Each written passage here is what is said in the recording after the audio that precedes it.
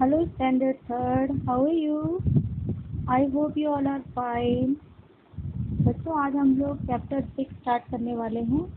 Time is precious. Time is precious का मतलब होता है कि समय बहुत कीमती होता है, वक्त बहुत कीमती होता है, वक्त कभी भी लौट कर नहीं आता है। The time is always right to do what is right. कि सही टाइम पर काम को ख़त्म कर लेना ही सही रहता है। ठीक है, कभी भी अपने काम को या हमारा या कोई भी टास्क है, हमें उसे आजकल में छोड़ना नहीं चाहिए। जो काम हमें जब करना है तब हमें वक्त पर उसे पूरा कर लेना चाहिए। ये चैप्टर हमें इसी बात को सिखाता है। इसमें है, tell the children that time is valuable, we should not waste it, it doesn't come back. The people who waste their time never succeed in their life. Motivate the children to manage their time wisely. If you manage our childhood, we will be able to acquire and build up character. That means कि हमें बच्चों को मैं आप सब लोगों को यही चीज़ स्टोरी के थ्रू समझाना चाहती हूँ कि टाइम बहुत ही वैल्यूएबल होता है, बहुत कीमती होता है। हमें इसे कभी भी वेस्ट नहीं करना चाहिए, कभी भी वेस्ट नहीं करना चाहिए। ये वक्त जो है वो कभी भी लौट कर नहीं आएगा।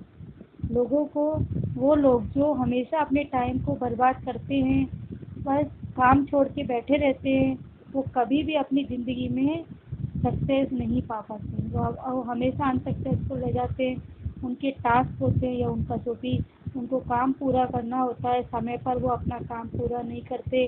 आज का काम कल पर, कल का काम परसों पर टालते रहते हैं और उनका काम ना पूरा होता है, ना ही वो लाइफ में कभी आगे बढ़ पाते हैं। हमें बच्चों को आज मैं आपको ये मोटिवेट करना चाहूँगी कि आप अपना टाइम हमेशा अपनी बुद्धिमानी के साथ इस्तेमाल करें, कभी भी टाइम वेस्ट ना करें। अगर आप फ्री हो, अगर आपने अपने स्कूल का काम, होमवर्क, वॉट एवर जो भी आपने पूरा कर लिया है, तो आप कुछ ना कुछ नया सीखते रहो। कुछ नई चीज़ों को सीखने के लिए हमेशा आगे बढ़ते रहो और अपने टाइम को कभी भी वेस्ट मत करो, क्योंकि टैलेंट कभी भी वेस्ट नहीं होता है। और अगर हम हमारे बचपन में ही अपने टाइम को मैनेज करना सीख जाएंगे तो हमको जीवन में कभी भी कोई भी प्रॉब्लम नहीं आएगी और हम हमारे कैरेक्टर को, हमारी लाइफ को सक्सेसफुल बना पाएंगे।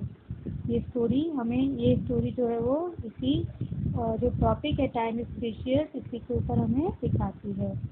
Late us read the story of a boy to know how the time is precious. इसमें एक छोटे लड़के की कहानी है जिसमें वो ये चीज़ सीखता है कि टाइम कितना अनमोल होता है। Narayan learn the value of time. Narayan ने सीखा समय की कीमत करना। Narayan was a cheerful boy. He lived with his family in a small city. Narayan loved playing. In fact, he did not like doing anything other than playing. यानी नारायण जो है वो एक ही चीयरफुल लड़का था, एक बहुत ही खुश मिजाज लड़का था जो कि अपनी फैमिली के साथ, अपने परिवार के साथ एक छोटे से शहर में रहता था। नारायण उसको खेलना बहुत ज़्यादा अच्छा लगता था। इनफैक्ट उसे खेलना इतना ज़्यादा अच्छा लगता था कि खेलने के लिए वो अपना ज़रूरी काम भी छोड़ देता था। यानी और दूसरा कोई काम उसे अच्छा नहीं लगता था खेलने के अलावा। One morning, Narayan got ready for school, but he was not in mood to go. So he dropped the idea of going to school. He went to a field near his house. I hope there's someone I can play with, he said to himself. Far away, we noticed a farmer. यानी कि उसने एक सुबह, नारायण जो है वो school जाने के लिए तैयार हो रहा था, लेकिन स्कूल में जाने का उसका मूड नहीं था, उसका मन नहीं था स्कूल में जाने का। उसने क्या किया, स्कूल जाने का विचार अपने दिमाग से निकाल दिया। यानी उसने स्कूल से छुट्टी ले ली और वो एक खेत में चला गया, जो कि उसके घर के पास में एक खेत था, वहाँ पर वो चला जाता है और वो ऐसा सोचता है कि यहाँ पर कोई ना कोई तो उसको मिल जाएगा जो उसके साथ खेलने के लिए तैयार हो जाएगा। Good morning farmer uncle, will you play with me? Asked Narayan. Not now, I am busy sowing seeds, replied the farmer. यानी कि उसने एक फार्मर को देखा जो कि खेतों में काम कर रहा था। उसने उसको बोला कि गुड मॉर्निंग फार्मर अंकल, क्या आप मेरे साथ खेलोगे? नारायण ने कहा। तो फार्मर ने उसे जवाब दिया कि नहीं, अभी मैं बहुत बिजी हूँ क्योंकि मैं बीज बो रहा हूँ। फार्मर ने ऐसा उत्तर दिया। But you can do that later, let's play now, Narayan said to the farmer. Narayan ने उस फार्मर को कहा, किसान को कहा कि ये काम तो आप बाद में भी कर सकते हो, चलो अभी मेरे साथ खेलो। I can't do that. The rainy season is fast approaching and I have to sow the seeds before that. If I am late, the seedlings will not get time to produce grain. Then I will have no food, said the farmer. Narayan thought that the farmer was so boring. He decided to find someone else to play with. A little ahead, Narayan saw some big black ants hurrying about. यानी कि farmer को जब उसने बोला कि चलो आप ये बीज तो बाद में भी बोले ना, पहले मेरे साथ खेलो, तो जो फार्मर ने उसको जवाब दिया कि नहीं, मैं ऐसा नहीं कर सकता हूँ क्योंकि बारिश का मौसम आने वाला है और अभी ही बीज बोने का सही टाइम है, बारिश के आने से पहले। अगर मैं लेट हो गया, जो सीडलिंग है या जो बीज में से जो अंकुर फूटते हैं वो सही टाइम पर नहीं फूट पाएंगे और मैं खेती मेरे जो घर में अनाज है वो नहीं उगेगा और मुझे खाना नहीं मिलेगा। ऐसा फार्मर ने जवाब दिया। नारायण ने सोचा कि ये फार्मर तो बड़ा ही बोर है। उसने बात नहीं मानी, इसलिए उसको बोर लगा। उसने सोचा कि एक काम करता हूँ, मैं किसी और को अपने साथ खेलने के लिए ढूंढता हूँ। इतने में उसने देखा कि कुछ बड़ी और ब्लैक कलर की चींटियाँ थी, वो वहाँ की तरफ जा रही थी कहीं। Hello ants would you like to play with me? Asked Narayan. Narayan asked कि हेलो चींटियाँ, क्या तुम मेरे साथ खेलोगी? नारायण ने पूछा।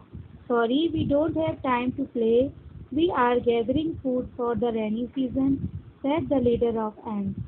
कि नहीं, हमारे पास अभी खेलने का टाइम नहीं है, हम लोग बारिश के मौसम के लिए खाना इकट्ठा कर रहे हैं। चींटियों की जो लीडर थी उन्होंने ऐसा जवाब दिया। But the rainy season is still many months away, you can gather your food later, Narayan said. But बारिश का मौसम तो अभी बहुत महीनों के बाद में आएगा, तब तक तुम तुम्हारा फूड बाद में भी गैदर कर सकते हो, यानी बाद में भी तुम्हारा खाना तुम इकट्ठा कर सकते हो, ऐसा नारायण ने उनको बोला।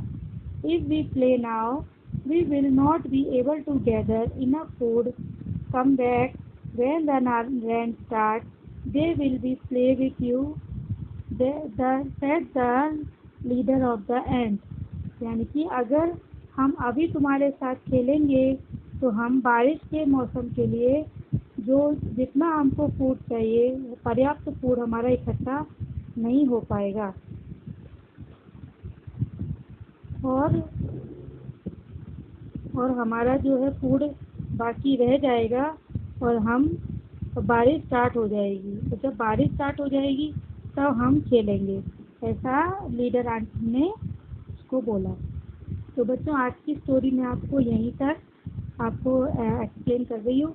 अगली स्टोरी में आपको कल के वीडियो में अपलोड करूँगी और अच्छे से एक्सप्लेन करूँगी।